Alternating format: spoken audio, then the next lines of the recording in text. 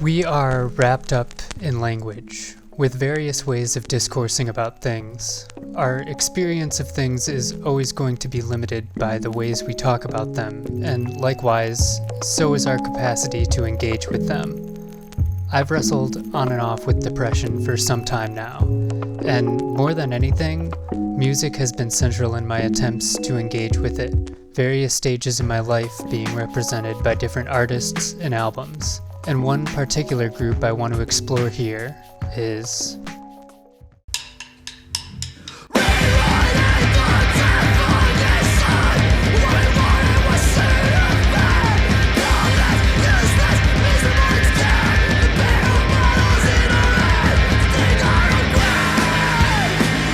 coming from Laval, France. The members of the band have kept their identities a secret, saying that they want the band to be about ideas and experiences they all share, rather than being dominated by any one of their perspectives.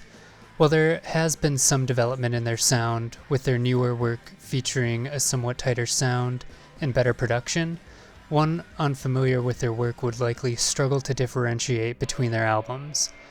The sound and themes on display have been remarkably consistent, and they've been consistently intense. The music is fast, the vocals desperately trying to keep up, and the lyrics conveying the sense of being in a world where one does not fit in.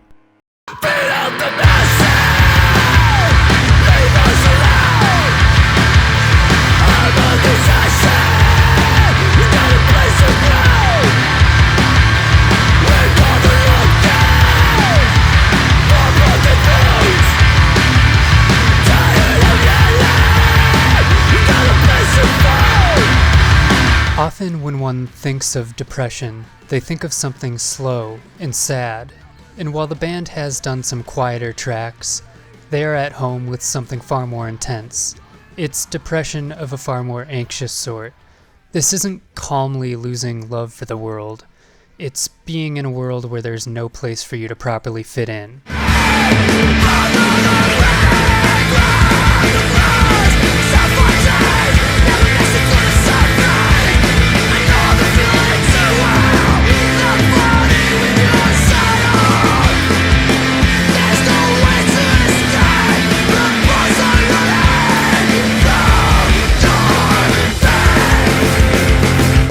And more than that, the world has become a trap.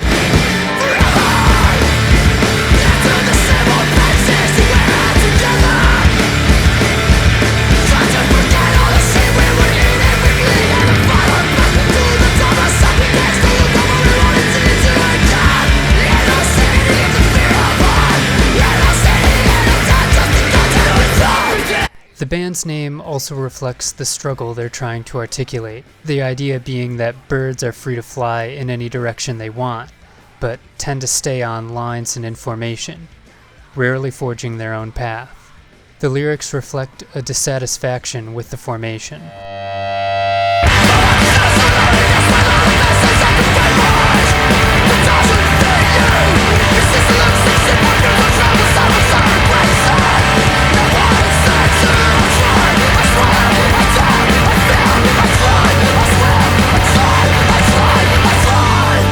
Beyond that, they understand that being true to oneself is not as easy as many would like you to believe. 'Cause the players gonna play, and the haters gonna hate, baby. I'm just gonna shake it off. Heartbreakers gonna break. The band recognizes that there's a struggle one has to overcome to set off in your own direction. And it's a struggle not easily won.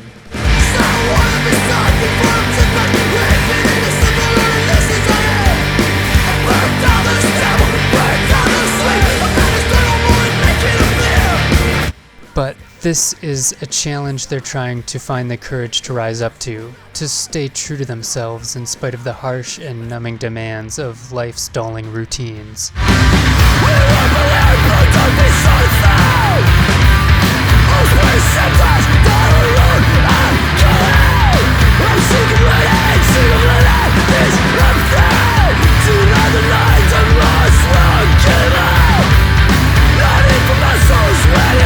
I'm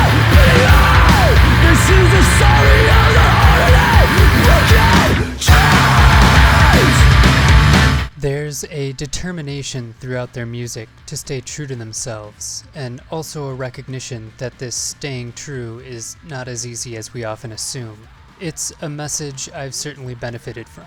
I don't know that I would have ever bothered with YouTube were it not for this band, but I've also grown skeptical of the message all the same. For while I agree that every person faces a challenge in not losing themselves in the crowd, the band seems to have idolized individual existence to the detriment of a more embedded, communal sense of who we are. It's one thing to not want to get completely lost in a crowd, but the band at times seems to take things a step further, demanding everything from themselves and damning everyone around them. The refusal to get lost in the herd at times can border on a rejection of communal existence, which they rightly point out can be rather superficial at times.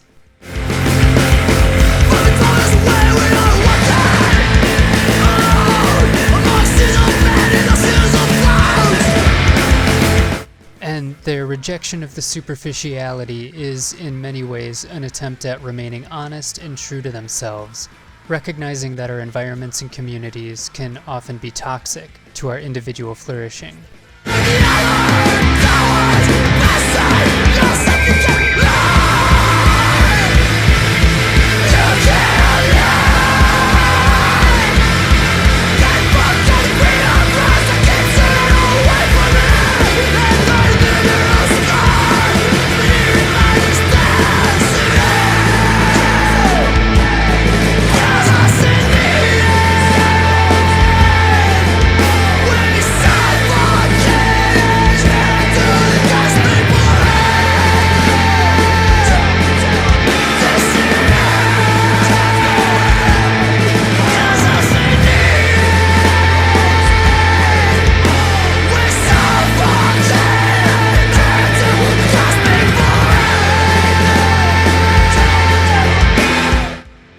But just because one finds their current place in the world toxic doesn't mean one can live without a world. A fully flourishing person is not one who has rejected their surroundings, but instead has found a healthy balance between their inside and outside, which, interestingly enough, the band seems to be moving towards, even if ever so subtly.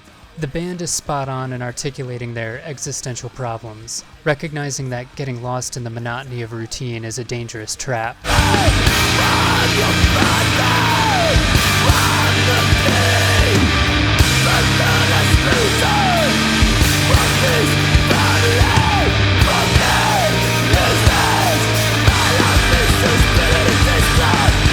They also recognize that getting out of their routines is a challenge of transformation. What this looks like, however, has changed throughout their career. Early on, it was in total self-destruction, followed by being reborn completely new.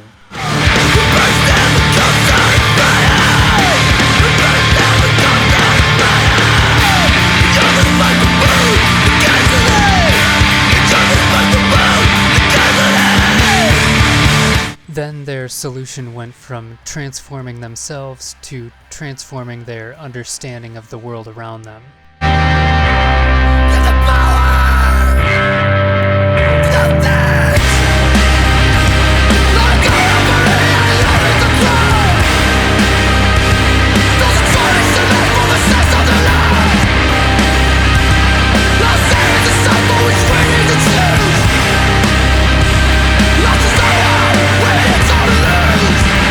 Here, the band is rejecting the game being played, refusing to change and instead accepting their status as outcasts and outliers.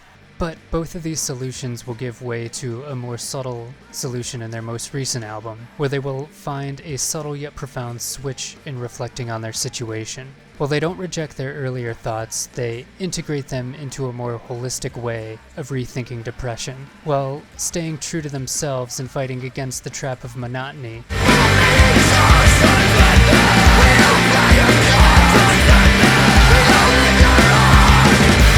They also rethink what depression and life in a broader sense might look like. Rather than think of existence in terms of perfection marred by difficulty, they seem to accept that depression, in varying ways and degrees, is simply a part of existence. We are communal, linguistic, sexual, intellectual, spiritual, and, throughout our lives, depressed beings.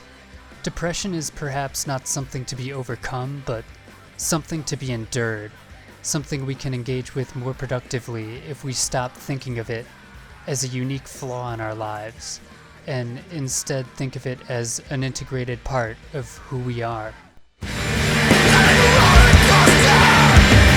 For